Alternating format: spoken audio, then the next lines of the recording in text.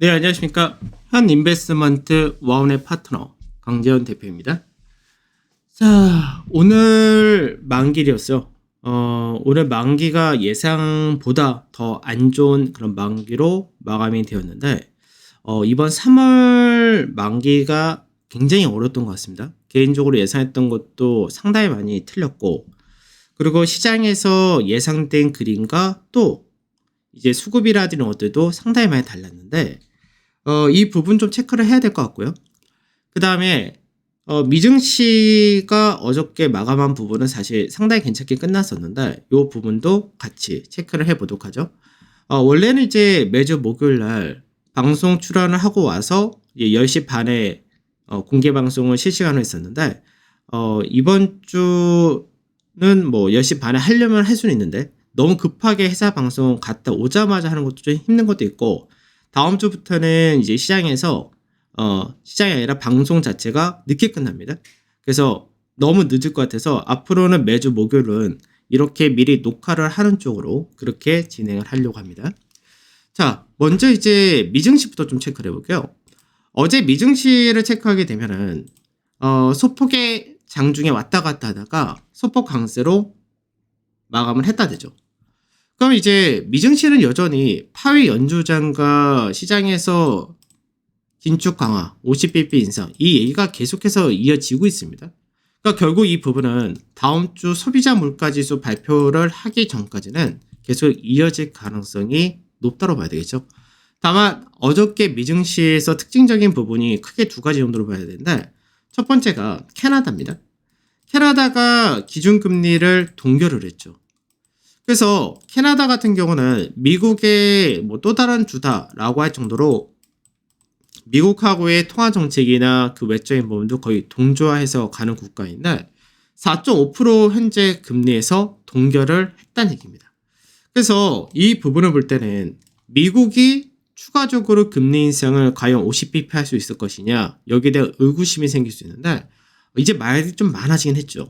왜냐하면 현재 미국의 경제를 불안하게 만드는 것은 연준의 통화 정책이다 라는 비난이 또다시 나오기 시작을 했기 때문에 여튼 간에 이 부분은 다음 주 CPI가 안정화가 된다가 보여지면 뭐 25bp로 그대로 끝난다가 될 거고 그 이후에는 아무리 어떤 일이 벌어진다 하더라도 50bp란 말은 아예 안 나올 걸로 보이는데 우선은 캐나다가 기준금리 동결했다. 그 다음에 또 하나는 어저께 베이지북 내용을 보게 되면 임금 인상률이 떨어지고 있고 그리고 물가지수 역시도 완화되고 있다. 물가 상승률이 완화되고 있다. 그래서 베이지북에서는 또 현재의 통화정책 이런 것들을 추가적으로 확대할 필요가 없다. 이런 부분을 보여준 거죠. 그래서 어제 미증시 같은 경우가 이제 반등을 할 때 그러면 현재 미증시 자체는 2월달, 1월달까지 강세 띄고 2월달에 조정받던 부분이 이제 한번 반등하면서 21선 한번 돌파 시도했다가 그러고 나서 지금 지지를 받는다가 되면은 여기서 이제 위로 가느냐 이 부분이 되겠죠. 그러니까 결국 이 부분은 다음 주 소비자 물가지수 발표하면서 나올 수밖에 없는 그런 위치가 되는 건데 이 부분이 과연 나올 거냐 이게 중요하다 정도만 체크하면 될 것 같아요. 그래서 미증시에 대해서 그렇게 경계가 높다 이런 건 없고 오늘 이제 국내 장중에 미선물이 좀 하락을 잠깐 했던 적이 있었는데 뭐 그렇게 큰 폭의 하락은 아니었습니다. 하락의 배경은 이제 바이든이 이제 세제 개편. 그래서 이제 결국은 뭐냐면 예전부터 말이 나왔던 부분인데 세금을 인상한다 부분이죠. 그래서 이제 이 부분이 증시에는 상당히 부정적으로 작용할 수밖에 없는 부분인데 이미 미국의 중간선거 결과에서 상원과 하원이 지금 민주당과 공화당으로 나눠져 있기 때문에 실질적으로 뭐 세금 인상이나 이런 것들이 쉽게 되기는 어려운 구조다 이렇게 보시면 되겠죠. 그래서 이거는 현재 노이즈를 만들 수 있을지 몰라도 실질적으로 세금 인상이 가하게 될 부분은 아직 없을 거고 만에 하나 인상을 하게 된다면은 미증시의 메리트는 더 떨어지게 됩니다. 그래서 미증시의 메리트도 떨어지고 미국의 소비라든지 이런 것도 약간 위축될 수가 있겠죠. 그래서 그에 반해서 신흥국은 오히려 그런 부분에서 좀 더 좋을 가능성이 높다가 될 수도 있겠죠. 다만 이거는 나중에 경기 자체가 글로벌 경기가 확연하게 좋아진다가 확인되었을 때 이 부분이 나타날 수 있는 부분입니다. 자, 그러면 이제 국내 증시가 관건이었는데 자, 국내 증시에서는 오늘 중요했던 게 뭐냐면 첫 번째는 국내 증시에서 우선 외국인 어제 미증시가 무난했으니까 오늘 국내 증시가 상승 출발하느냐 이게 첫 번째였고요. 그 다음에 두 번째가 외국인들 수급은 그대로 유지가 되느냐 요 부분이었죠. 그리고 환율이 1324원 전후, 그러니까 앞전에 고가 맞는 게 1326원대였고 어저께 고가를 맞는 게 1324원이었으니까 여기 환율이 1317원이었던 만큼 요 부분이 좀 더 내려가느냐 이렇게 중요했다가 되겠죠. 그 다음에가 시장에서 요즘 파생 쪽에서가 베이시스에 따른 프로그램이 어저께 워낙에 많이 떨어졌는데 이 부분이 오늘 유입되느냐. 그래서 만기 자체가 무난한 만기 형태를 보여줄 수 있느냐. 무난한 만기란 부분은 결국 시장에서 317포인트 정도를 맞춰줄 수 있느냐. 요 정도 됐던 것 같아요. 근데 이제 결과적으로 보게 되면은 여기서 맞춰서 나온 게 결과적으로는 없습니다. 출발 자체만 높게 출발하고 나머지는 안 좋게 끝났죠. 그래서 이번 만기가 개인적으로 볼 때도 왜 이렇게 해석이 어렵고 예상과는 너무나 다르게 전개된 만기 이렇게밖에 얘기할 수 없을 것 같은데 그러니까 제가 결과적으로는 이번 만기에서 안 좋게 끝난다 하더라도 317.5포인트 이상은 될 거라고 생각했던 부분이 좀 많이 틀린 그런 케이스가 되었습니다. 그럼 왜 그랬는지 하나씩 좀 따져봐야 되는데 우선은 이제 오늘 마감 지수를 볼 때 코스피 200이 중심이죠. 만기일이니까. 그러니까 아침 출발은 어떻게 됐냐면 출발 자체가 어저께의 시가란 때 이 지수는 코스피 200 지수입니다. 그래서 코스피 200 지수를 볼 때 아침 출발 자체가 어저께 고가 라인 때 위상에서 출발했죠. 그래서 아침 출발해서 317포인트 전후를 맞춰주는 그런 흐름을 보여줬었는데 이 과정에서 어떻게 되냐? 왔다 갔다 하는 과정이 있었죠. 그러면 갭으로 출발해서 시장에서 베이시스도 문제될 게 없었고요. 현물 쪽에서도 수급이 크게 나쁘다라고 할 게 없었던 게 아침 시장이었었는데 다만 차이가 어떤 거였냐? 앞전부터 우려했었던 2차 전지의 쏠림이 해소가 될 때 이쪽에서의 매물이 떨어질 수밖에 없죠. 근데 이때의 매물이 떨어지는 거를 방어를 하는 쪽이 필요하다고 했습니다. 그래서 이거를 방어하기 위해서는 어저께 시장의 흐름을 봤었을 때는 금융이라든지 자동차라든지 통신이라든지 그리고 삼성전자 이 정도가 받쳐줄 수 있고 빠질 자리가 없다라고 했었는데 그게 나왔던 거죠. 그래서 받쳐지는 모습이 있었는데 시간이 지나면서 강세를 띠던 시총상위도 좀 내려왔고요. 그리고 2차 전지가 중간에 하락폭을 더 크게 확대를 하기도 했습니다. 그래서 그 부분과 더불어서 장중 미선물의 흐름이 밑으로 한번 더 떨어졌다. 이거 역시도 주가가 다시금 내려와서 어저께 움직이던 요 구간대까지 다시금 왔다가 되겠죠. 그래서 오전장까지는 이 가격대에서 계속해서 등락을 보이면서 315 이상에서 왔다 갔다 하다가 오후장 들어서 외국인들의 현물 매도가 크게 출회되기 시작을 했고요. 그리고 나서 동시효과까지 마찬가지로 물량이 떨어졌다. 이렇게 돼버린 거죠. 자, 그러면 수급을 보도록 하죠. 수급에서 아까도 봤듯이 외국인들이 오늘 시장에서 매도세를 꾸준히 이어갔다 됩니다. 그러면 환율 자체가 추가로 더 올라갔느냐라는 부분을 보게 되면 환율 같은 경우는 오늘 올라가긴 올라갔지만 어저께 고가 라인대를 넘어가진 않고 앞전에 고가 라인대 그리고 어제의 고가 라인대는 좀 낮게는 형성되었는데 결과적으로 여기서 계속해서 왔다 갔다 했다가 되는 거죠. 그래서 환율 자체가 여기서 이렇게 꺾이는 과정이 나와야지 시장은 안도감을 가질 수 있고 외국인의 매수에도 재개될 수가 있을 텐데 이게 나오려면 결국 미국에서의 현재 불안 요소를 만든 거. 그러니까 유독 우리나라 증시가 미국에서 긴축에 대한 그 우려를 특히나 많이 한다고 말씀드렸는데 이 부분을 그래도 해소를 시켜줘야 국내 증시가 따로 좀 움직일 수 있지 않을까. 이 정도 될 것 같아요. 그래서 이게 결국은 소비자 물가지수 요 발표에 따라서 어떻게 갈 거냐 이게 좀 중요하다 정도. 그래서 환율 자체가 좀 왔다 갔다 하니까 그와 더불어서 외인들의 매도가 크게 출회되었다. 여기 있는 거죠. 그래서 초반에는 실제로 외인들의 매도가 대부분 다 2차 전지를 중심으로만 나타나고 있었는데 이게 오후장 들어서 삼성전자, 하이닉스. 그러니까 오늘 어떻게 보면 굉장히 팽팽하게 움직였습니다. 왜? 처음에 2차 전지 쪽에 하락이 있었지만 실제로 이제 자동차 쪽이 강세를 띄워줬고요. 세트론을 중심으로 해서 제약바이오가 어느 정도 시총상에서 강세를 띄워줬고, 그 다음에 은행이라든지 보험 같은 금융 쪽도 강세를 띄워줬었죠. 그래서 여기서 통신도 강세를 띄워줬고, 그리고 이제 시총 규모가 그게 크진 않지만 원전 관련주, 그 다음에 건설주, 이런 것들이 아침에 강세를 띄워줬었기 때문에 시총상에서 뭐 LG엔솔루션이나 삼성 SDI나 포스코 케미칼이나 LG와 SK이노베이션 이런 2차 전지 쪽에서 하락이 좀 컸다 하더라도 방어가 되는 케이스였죠. 근데 이 방어되던 게 중간에 반도체에서 하이닉스는 소폭 약세였고 삼성전자가 소폭 강보합을 해줬기 때문에 팽팽했던 그런 부분이었는데, 이게 5점 들어오면서 외인들이 IT 2차 전지 외쪽으로도 매도를 크게 켰다 부분이 삼성전자가 하락으로 바뀌게 되었죠. 그러면서 그 외적인 애들이 상승폭이 좀 축소가 되면서 그 부분이 결국은 지수 전체를 좀 더 내려왔다, 이렇게 된 겁니다. 그래서 외국인들의 매도란 부분이 동시효과에 좀 많이 출해졌는데 그 부분이 전체적으로는 시총상이 고르게 매도가 나왔다, 이렇게 된 케이스였고, 거기서 이제 건설과 기계 이런 쪽은 상관이 없었고, 그 다음에 기관에서는 오늘 막판에 프로그램이 강하게 들어왔다 되긴 하는데 이 프로그램 한번 보도록 할게요. 시장에서 프로그램이 막판 결과적으로는 금융투자에서 4천억이 들어오긴 했지만 실제로 장중에는 들어왔었냐? 안 들어왔습니다. 장중에는 매도가 제한되긴 했었지만 추가적으로 장중에 프로그램이 안 들어왔던 거죠. 그러니까 왜 이번 시장이 까다로웠냐라고 저는 얘기를 하냐면 3월물, 오늘 마감되는 3월물 같은 경우는 베이시스가 장중에 플러스 0.03에서 0.06까지 올라갔었고요. 그러니까 아예 베이시스 자체가 플러스를 보여줬었고, 6월물 같은 경우가 어저께 마이너스 0.55%에서 왔다 갔다 했던 게 오늘 장중에는 마이너스 0.25에서 0.3% 정도.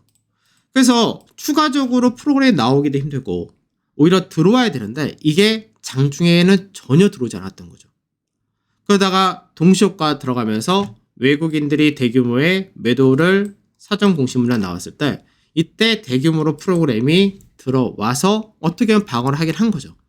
근데 이 방어한 부분이 결과적으로는 이쪽에서 먼저 무너뜨렸고, 그리고 마지막에 외인들 던진 거를 받았다, 이렇게 되기 때문에 분명히 차익거래는 맞는데 이 차익거래가 좀 석연치 않게 움직였던 게 이번 만기, 이렇게 좀 해석을 해야 될 것 같습니다. 그래서 거래소 같은 경우는 결과적으로 볼 때 시장에서 오늘 외인들이 많이 팔고 기관이 샀다가 된 건데 프로그램이 막판 좀 받쳐줬던 거고, 장중에는 투신 연기금 이쪽에서가 꾸준히 사줬다가 된 케이스였습니다.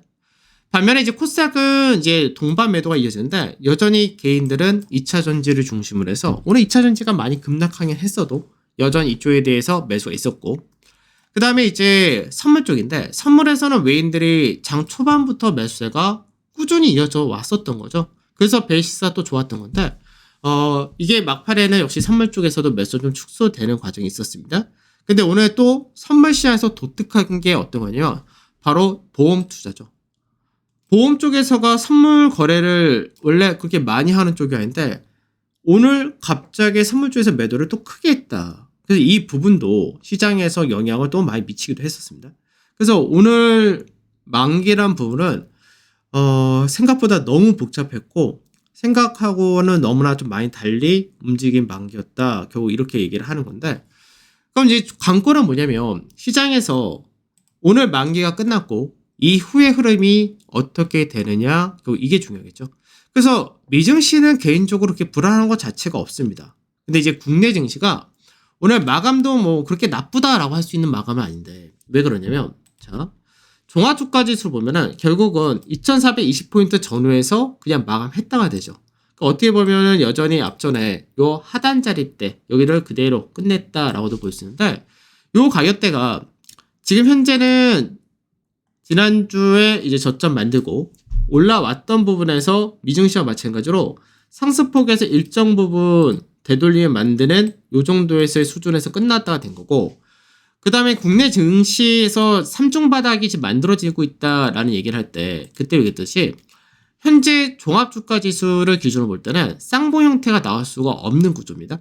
그러니까 보통 우리가 쌍봉이다라고 얘기할 때는 이렇게 만들어서 저점을 깬다. 이 구조가 되는데 현재는 21선 이평 자체가 이 위에 있기 때문에 쌍봉 형태는 현재 구간에서 만들어지지 않는다듭니다. 그러니까 결국은 시장에서 나중에 최악으로 2300짜리대 초반자리 여기를 깨게 되면은 그때는 쌍봉이나 뭐나 다 무너진다 이렇게 되는데 여기를 깨지 않은 상태에서 21선만 넘어가면 쌍바닥은 똑같다는 얘기죠. 3중 바닥은. 그래서 미증시와 마찬가지로 국내 증시도 이렇게 지지를 밟고 가는 게 중요하다. 요게 이제 앞으로 흐름에서 굉장히 중요하다고 생각을 하셔야 되고요. 그 다음에 시장에서 코스닥 같은 경우는 오늘 초반에는 이게 코스닥의 하락이 컸었고 오히려 거래소가 하락을 나타나지 않은 구조였는데 역시나 코스닥에서 오늘 하락이라는 부분은 2차 전지였지만 관건은 뭐였냐면 이쪽에서가 쏠렸던 부분이 거래소로 얼만큼 넘어오느냐가 사실 더 중요했습니다. 오늘 그래서 초반에는 코스닥 쪽에서가 하락이 커진 상태에서 거래소가 보합권 전을 맞춰줄 때는 상대적으로 강세 뛰는 쪽이 수급이 좋았던 거죠. 그래서 그게 방어가 됐던 부분인데 오히려 이제 오후장 들어서면서 이제 일부 2차 전지 쪽에 대해서 밑굴이 되고 반등이 나오면서 그쪽 거래가 실린 게 오히려 코스닥에 대한 하락이 축소된 반면에 거래소가 좀 더 약해졌다 이렇게도 볼 수 있겠죠. 그래서 코스닥 같은 경우는 지금 구조 자체가 거래소하고 너무나 다른 구조라서 그래서 코스닥은 오늘 결과적으로는 장중에 급락하면서 갭을 메우고 소폭 하락으로 마감이 되었다 이렇게 된 케이스죠. 다만 코스닥은 그림 자체가 워낙 다르다고 말씀드렸고 이쪽은 지금 신용이나 과열이라든지 이런 것들이 굉장히 많은데 물론 이쪽에서도 상쇄되는 쪽이 있습니다. 그래서 코스닥 같은 경우는 2차 전지와 몇몇 개 테마주들은 많이 빠졌지만 그동안 상대적으로 소외를 받았었던 제약바이오, 헬스케어를 비롯한 제약바이오라든지 세트론 그룹이 중심이긴 한데 이쪽하고 그 다음에 컨텐츠라든지 리오프닝 관련이라든지 이런 쪽은 또 그동안에 시장에서 소외받고 조정이 많았기 때문에 이쪽에 어느 정도는 반등을 했다. 이렇게 된 케이스였죠. 그래서 거래소도 역시 마찬가지였는데 거래소에서 업종별로 등락을 보게 되면 이렇게 나오는 거죠. 반도체는 삼성전자가 결국 약보합이었죠. 문제는 2차 전지. 이쪽에서가 좀 끌고 내려간 모습을 보여줬다 된 거고요. 은행 같은 경우는 거의 보합권 전후 비슷하게 끝났다 정도. 그 다음에 보험, 증권, 자동차. 그러니까 자동차는 장 초반에 현대차가 18만원 넘어가는 흐름을 보여줬었고 자동차 부품 쪽이 상당히 강했고 그래서 자동차는 여전히 시장에서 수급적인 부분이나 시총 최상위군에서는 여전히 좋다고 봐야 되겠죠. 근데 건설 같은 경우는 해외 건설 모멘텀이 강한 삼성 엔지니어링 이런 쪽에서가 신고가를 나타냈고요. 물론 이제 윗골 좀 달리긴 했지만 그래서 건설 쪽이 강세에 뛰었다 되고 조선 기계에서는 조선은 약세를 띈 반면에 기계 쪽에서 이제 두산 에너빌리티라든지 한전기술 같은 원전 관련주 이쪽이 또 강하게 상승해 주기도 했었죠. 그래서 이제 업종 내에서도 좀 나눠지긴 나눠졌습니다. 그 다음에 철강 쪽에서는 포스코라든지 이쪽도 역시 최근 2차 전지 같이 움직였었고 에너지 화학에서는 역시 2차 전지 중심으로 해서 LG화학은 하락폭이 제한적이었지만 SK이노베이션이라든지 SK하이테크놀로지, SKC 이런 것들이 역시 또 하락이 나타났다 되죠. 근데 서비스에서는 최근 들어서 인터넷은 꾸준히 조정받았기 때문에 크게 조정받을 게 없었고요. 그 다음에 제약도 마찬가지로 요 근래는 제한적이었으니까. 그러니까 시총이 높은 쪽이다라고 하고 그리고 이제 방어가 가능하다라고 했던 쪽이 어디였냐면 금융 쪽, 그 다음에 삼전, 자동차, 그 다음에 이쪽도 이제 산업재, 이쪽도 어느 정도 추가로 빠질 자리가 제한적이었고 그 다음에 제약에서는 아직까지 확실치 않은데 세트론 그룹은 이제 좀 받아 만들었다 정도. 그 다음에 통신. 그래서 시총 상위에서 요 정도가 현재는 2차 전지가 소외될 때, 이제 차익 실현이 떨어질 때 대안으로 움직여서 강세에 뛰어야 될 애들이다. 요 정도가 예상이 됐던 쪽인데, 그러니까 이쪽이 그대로 방어를 잘 해줬다. 이렇게 보시면 되겠죠. 그래서 이런 부분을 볼 때는 시장에서 지수가 크게 걱정도 안 되고, 그 다음에 이제 2차 전지가 사실 거래소 2차 전지 대응에서는 삼성 SDI와 그 다음에 LG엔솔루션 이런 것들이 단계적으로 올라갔던 부분을 또 고스란히 어느 정도 오늘까지 빼줬기 때문에 추가적인 조정이 바로 급격하게 나온다까지는 연결할 필요가 없을 것 같습니다. 그래서 거래소는 이제 만기란 부분을 잘 끝냈는데 이제는 만기 이후 내일부터가 관건이죠. 그러니까 내일부터 관건이라는 건 똑같은데 어차피 미국에서의 소비자 물가지수가 발표되기 전까지는 시장에서 확연하게 거래소 같은 경우 3중 바닥형이 만들어지느냐는 시간이 걸릴 수밖에 없겠죠. 그러니까 미증시도 마찬가지고 국내도 마찬가지로 여기서 이런 식으로 올라가서 21선을 상향 돌파를 해준다 하면은 그때는 부담 없이 이렇게 갈 수가 있는데 여기서 중요한 거는 CPI가 발표되기 전에 먼저 방향을 이렇게 좀 해줄 거냐 이 부분이 됩니다. 그래서 오늘 만기가 끝나고 나서 결과적으로는 베이시스가 최종적으로 이제 유가물이죠. 유가물 같은 경우는 마감이 마이너스 0.37% 정도 이렇게 마감이 되었는데 이게 지금 프로그램이 과하게 나간 부분과 그 부분에서 딱 중립 정도에 되는 베이시스다 이렇게 봐야 됩니다.